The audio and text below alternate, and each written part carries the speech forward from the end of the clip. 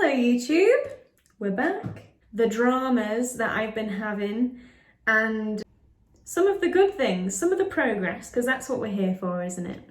I don't think you're ready for part 2 of this house renovation, and to be honest, I don't think I am either. So I'm currently in the middle of an electrical cut, or I don't really know because no one else has a power out. But I do, so that's just great.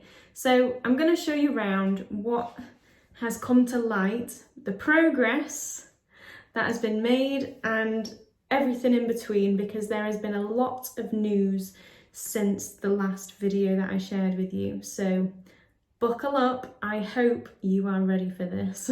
We have updates on the plumbing. So we've got our radiator number 1 and our pipes chiselled into the wall, perfectly ready to be plastered. I've also been working on the fireplace. So instead of having just the line, you can see where the corner hits here.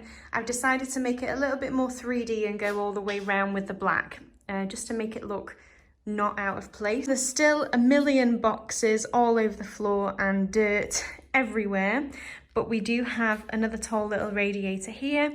So previously I had my radiator here. Well, the previous owners had the radiator here. There was loads of boxes here, so you couldn't really see much.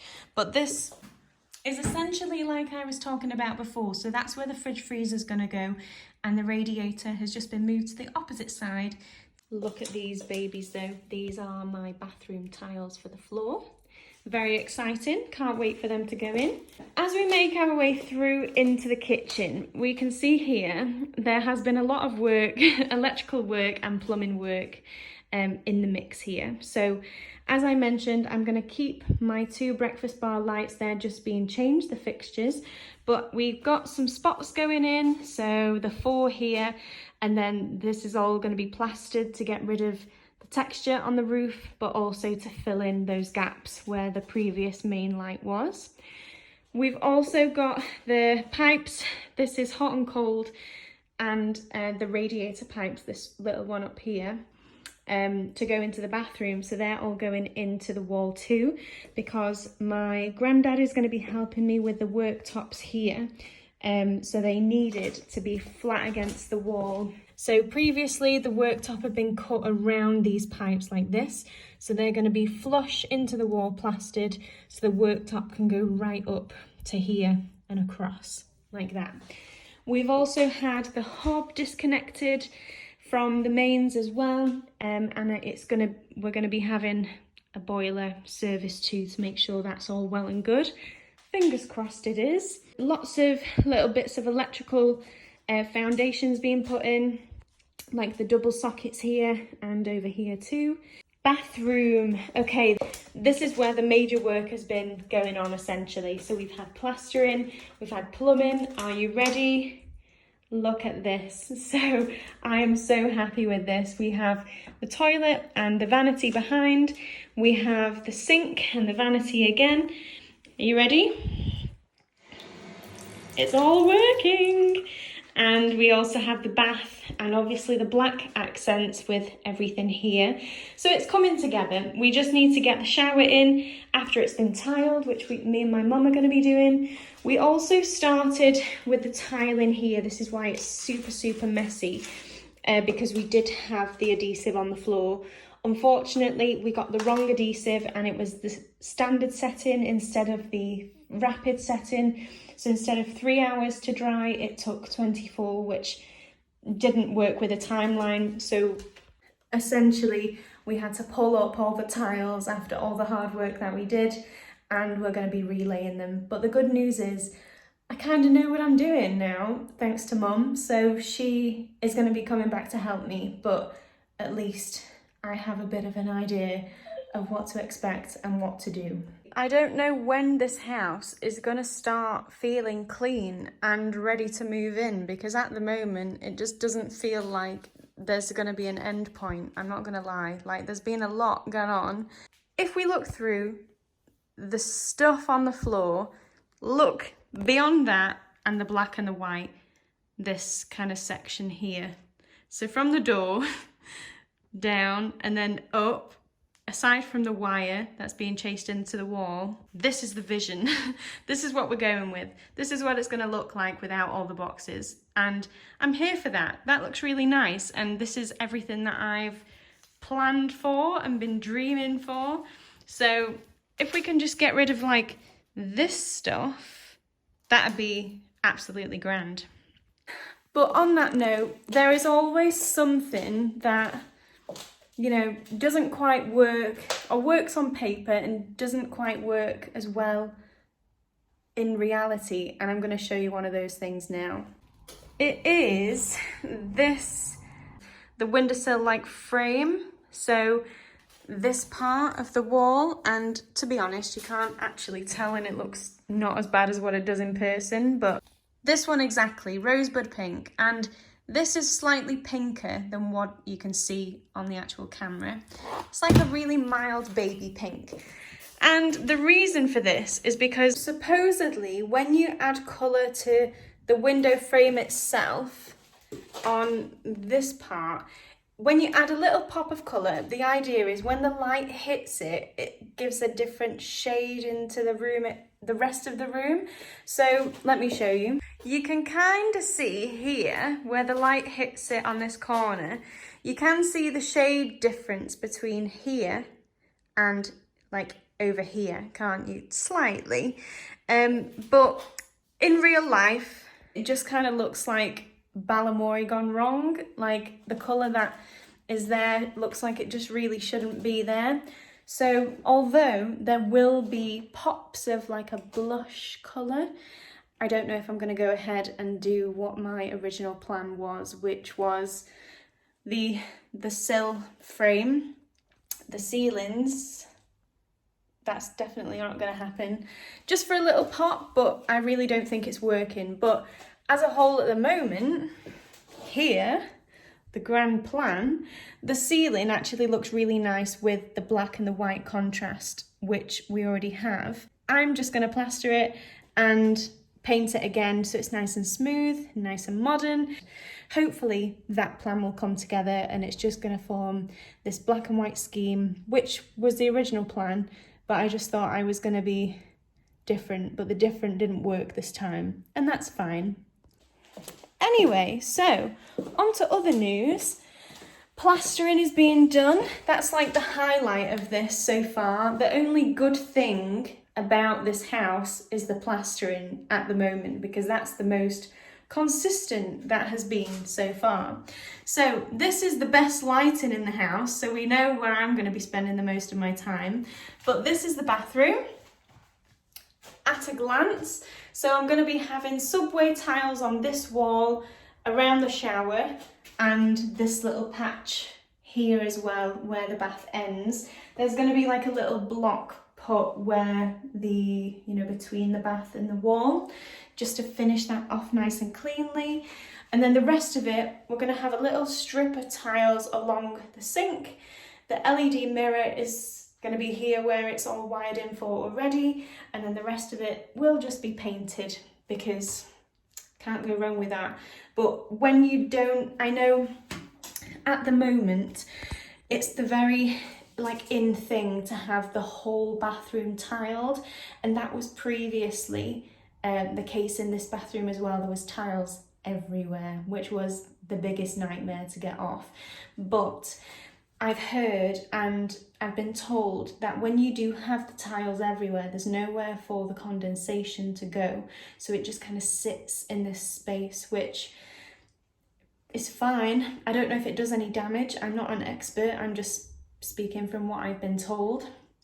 But it's supposed to be not good for the room itself and, you know, to allow it to air out and things.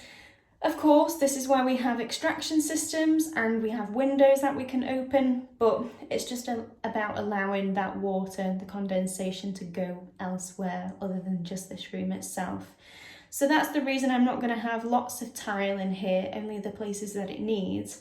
Plus, tile is a lot more expensive than paint, so we're going to go with a cheaper option, obviously. I don't know if you guys remembered as well where my door was, so I had a little slide-in door here. The door is going to go back on. It's just waiting for the little bits of trim to hide this where the plaster meets the frame. So that needs to go on, and obviously needs to be painted too. So I'm going to paint it before the door goes back on. First question is, do I even bring you upstairs? Because this is where most of the problems have been. And when I say problems, this is the reality of being a homeowner, everybody, and this is exactly why we need home insurance. We had a lot of heavy rain here in North Wales, and unfortunately for me, it all came through the window. So everyone, here we have bedroom number 1, as you have seen this before. So the good news is the radiator is in. It has been moved from here over here. So my plasterer came in because he is going to be doing some work on these walls because the plaster was very loose and there had been water damage in the past. What I thought was in the past turns out to be in the very present, as I will show you. Do you know how we have windows and the windows are sealed on the walls, on the bottom, on the sides? Well, it's not here. That is the outside. That is daylight coming through the top of my window. So you can see here where they've glued little dabs of adhesive down to try and stick the window to the wall, and it was coming between the cavity of both the walls, so right up there, if you can see anything at all, it was coming from the roof. And this is why we have this mess on the ceiling as well, because obviously the window water up here wouldn't have been coming from there, you know, it's coming from above. We had to go in the loft. Apparently the owners of this house, or the owner of this house previously, hadn't been in the loft for, you know, the 20 plus years that he's owned this house for. But I will show you what the trick was. Okay, this is the loft. I'm not going to go all the way up because I'm in nice clothes, but can you see that? Up at the top. That is daylight. We also have another one here. And there's another one down over that way somewhere. So there's rain coming through my roof, just to top things off. Can you also see this big pile of insulation? Yep, that's under the hole in the roof. A pile of insulation strategically under the hole in the loft. I'm sorry,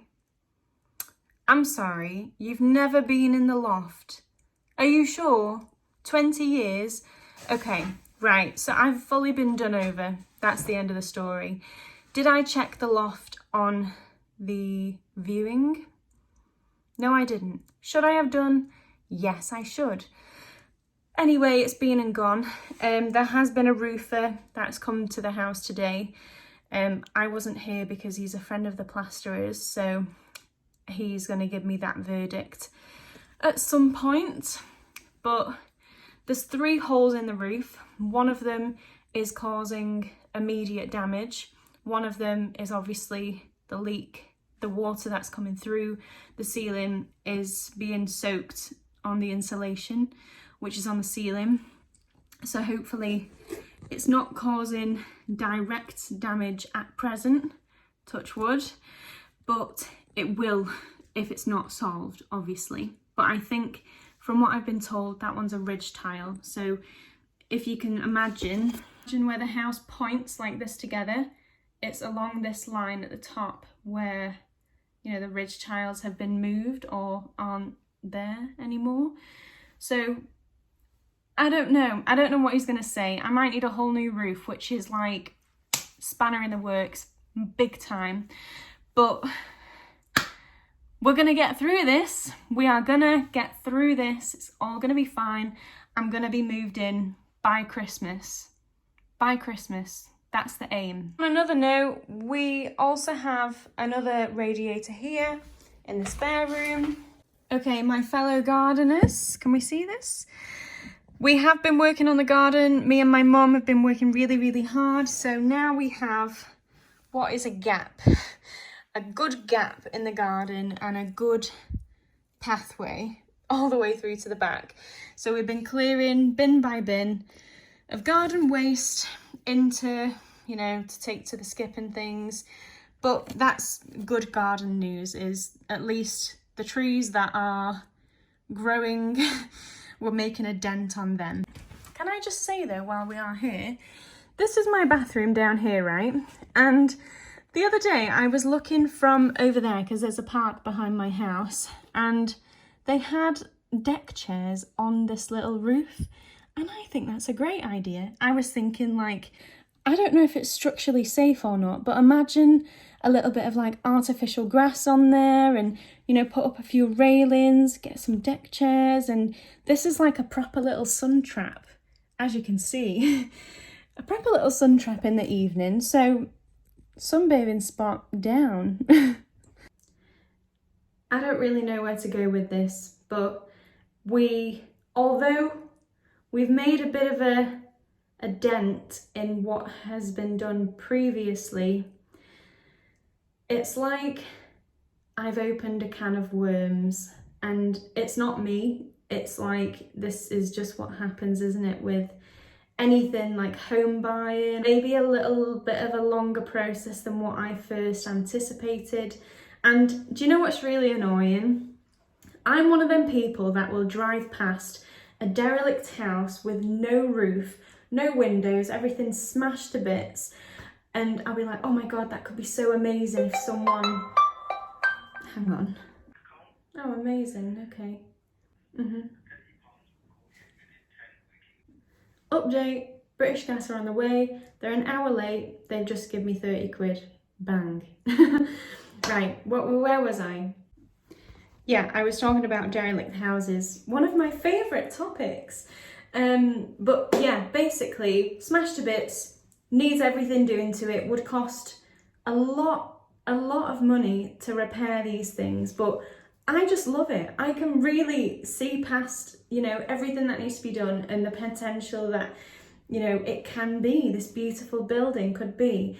And I was a little bit naive to that, actually, because this house was pretty livable. Like, if we're going to be honest, like, it wouldn't have been the nicest of houses to live in or whatever, but it would have been livable. And this is the problem. I've been extremely naive. I mean, I knew that I wanted to do a lot of cosmetic work to this to make it mine, which is great, and we're going through that process, and it is hard work. It is really, really hard work, to say the least. So can you imagine windows, doors, roofs, you know, all them other things that need to be done for a derelict building?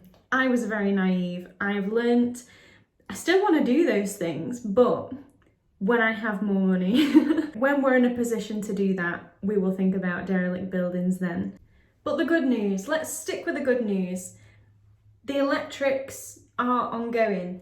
The plumbing has started. A lot of the foundations have been done. It's in the works. It's a little bit more to do, but it's the foundation is there, which is grand.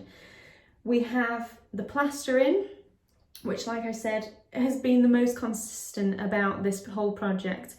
The guy has been grand. He's been really, really helpful. You know, he was the one that spotted the leak upstairs, so props to him. But as a whole, you know, things are getting done. My granddad is coming this week, to help me with the worktop, so hopefully we'll have a little bit more of a functioning kitchen by the end of that point, or it'll look a lot better than what it does at present, as you have already seen. And then after that, it's the floors. I'm going to do the floors myself because I've done them before. Again, these are like DIY tricks that you just can't. Skills are brilliant, you know. I can tile now, I can do floors, I can paint. What else have I done? You know what I mean? Like, there's loads of things that, you know, you can upskill and do yourself, even if you literally just YouTube it. There's so much I have YouTubed, it is literally unreal. And, you know, even from the stairs, type in stair renovations on YouTube and look at what you will find, and look at what people can do themselves, because the guy, one of the builders who I had round to quote me, said that the stairs was going to be like £3,000. The idea is to upskill, to do these things yourself, even if you get it wrong the first time, and to build on that, because then you have them skills for life. You've done it before, you can do it again. The real question is it going to be worth it? I fucking hope so. Like I said before, you know, I've been wanting to renovate my own house for a long time. So to be able to do it, even though we've got like a few bumps in the road, we're getting through it. And touch wood, as we did before, I think we're going to manage. Anywho, I hope that was informative. I hope if you are renovating your own house at the moment, or going through you know, a purchase of a house, or if you've renovated before, please drop me a message to know, just for me to know that I'm not in this alone and that we all have these struggles together. Because that's the thing, you know, we can all learn from each other, and hopefully if there's anything that you've taken from this video, is to get home insurance, which includes building and contents insurance, because that may be the saviour of this story. Hopefully we don't need a saviour, but I'm just saying this is what it's about, essentially. You know, tips and tricks, the progress, you know, the dilemmas, the dramas. Anyway, I hope you enjoyed. See you next time!